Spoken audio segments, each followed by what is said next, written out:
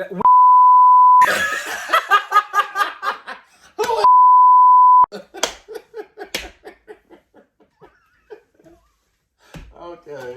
All right. I'm sorry. Let me behave.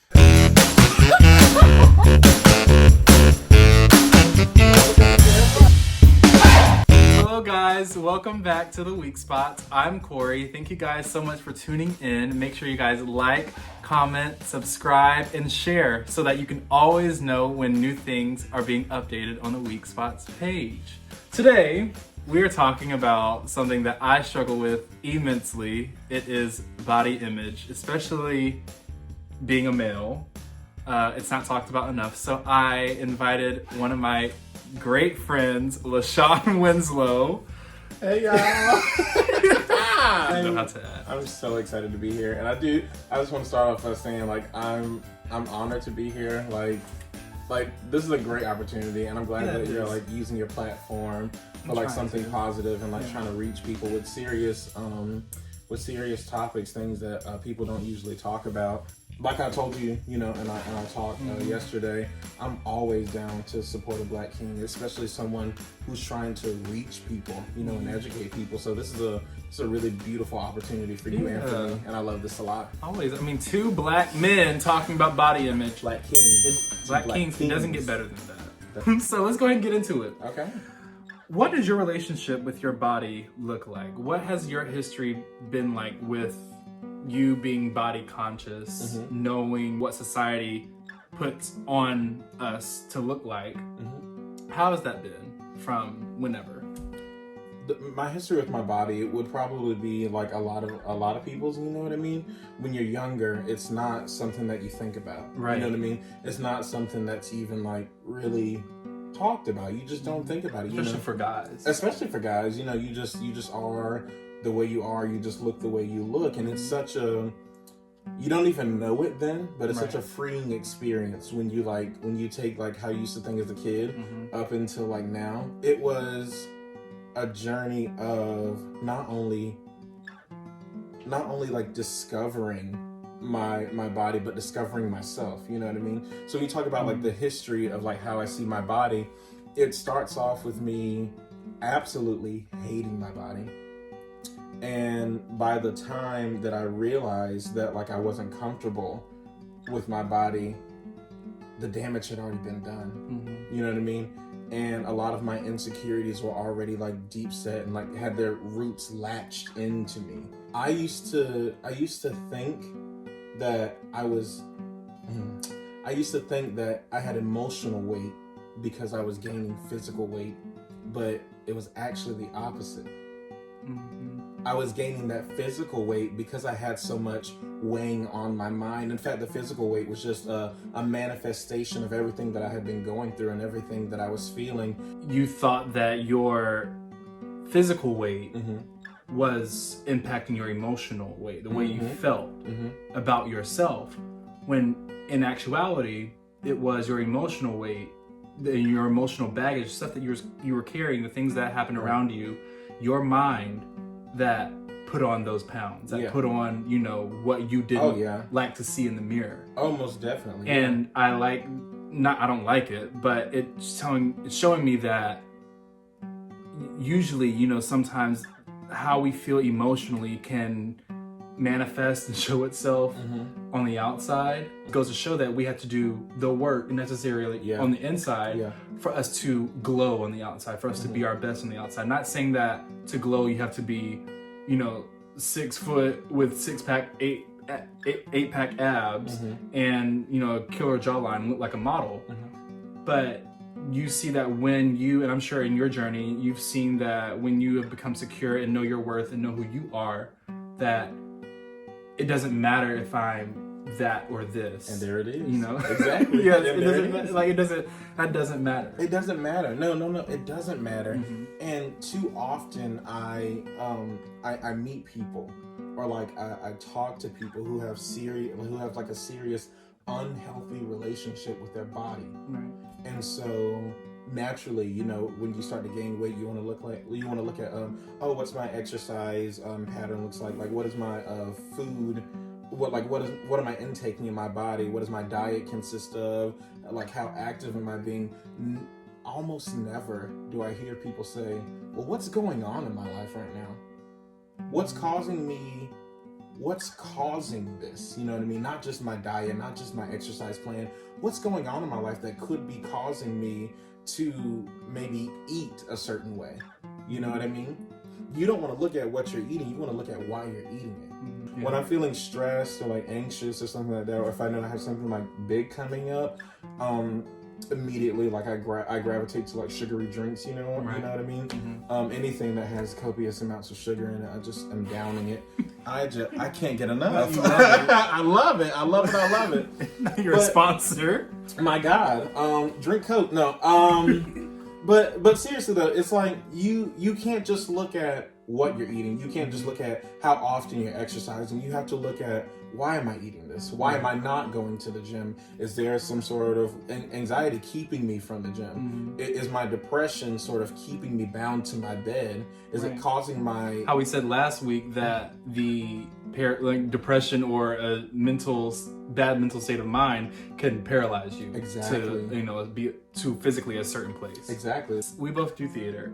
So has theater or your environment, your actual location, impacted how you view your body? Because for me, I know it does. Oh, most definitely. In theater, it's like you have to look good all the time. Yeah, well, because if we ask the viewers at home to think of what a leading man would look like, in a rom-com, Ryan Gosling.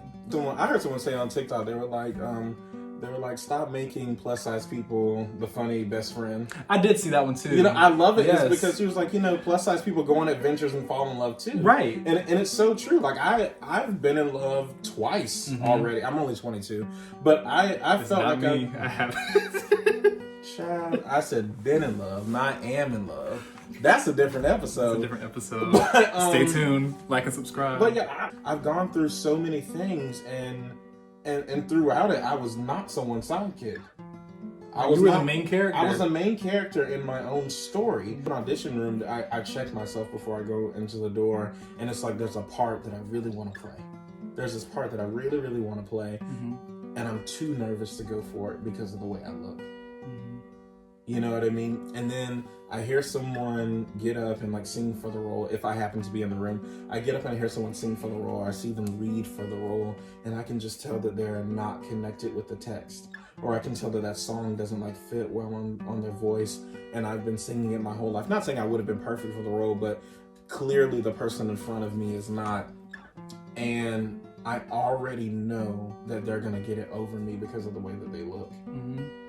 It happens from ECU to Hollywood. Yeah. Like it's literally across the board, and that's the industry that we are in. Yeah. You know, from live theater to movies to commercials to even modeling, like runway. It's literally who looks the best. Yeah. Yeah. Do you think that social media is one of the biggest killers in comparing us to other people? What we see other people post, their highlights, of their life. Is it one of the biggest killers of self-esteem, of how we view our own bodies? Don't be so wrapped up in the highlights that you miss the whole game. You know what I mean? Yeah. Don't be so wrapped up in making yourself look a certain way on social media that it bleeds into your everyday life. Because see, that's when those insecurities start to seep in. Right. Because I can post a picture of myself right now and look 10 pounds thinner than I actually do.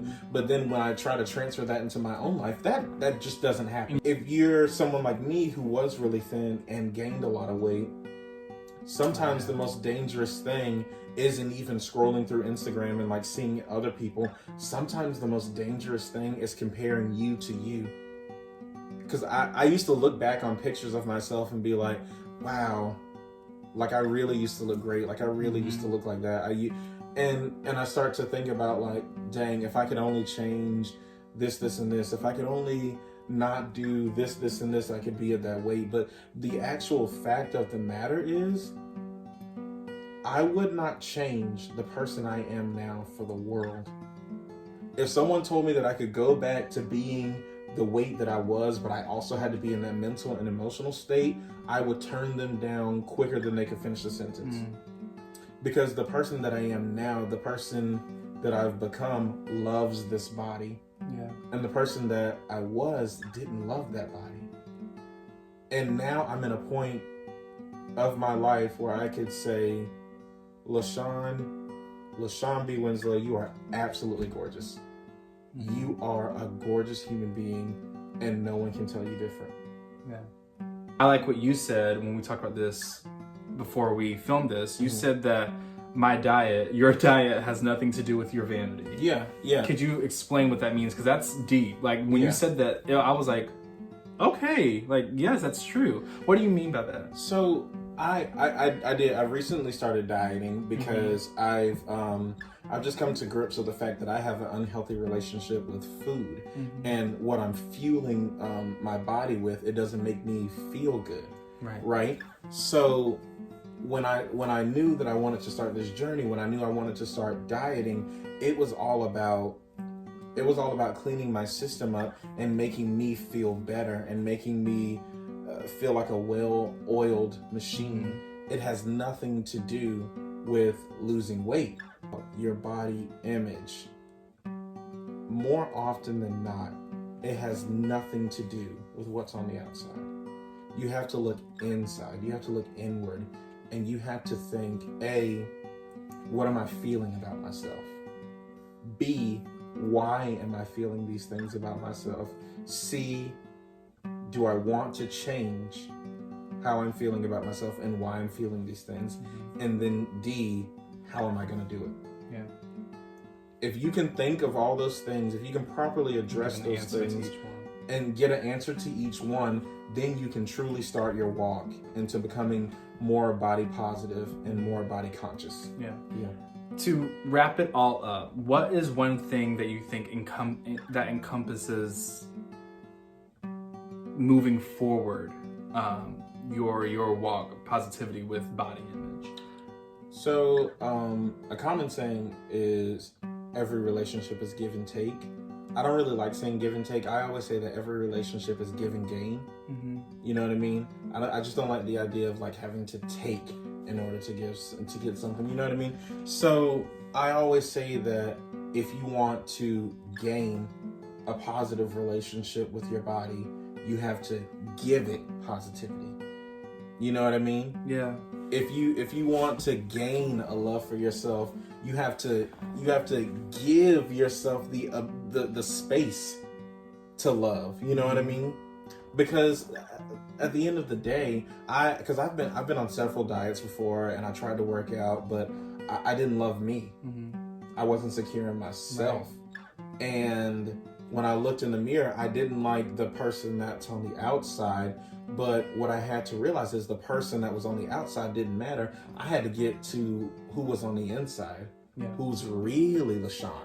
All right, guys, thank you so much for tuning into this episode. I hope you guys walked away with some great things to help you on your journey to becoming your best self. I want to thank LaShawn for joining me today, and I hope you guys like, subscribe. If you guys love what you heard, share it with a friend, and make sure you guys stay tuned for more content. Until next time, bye.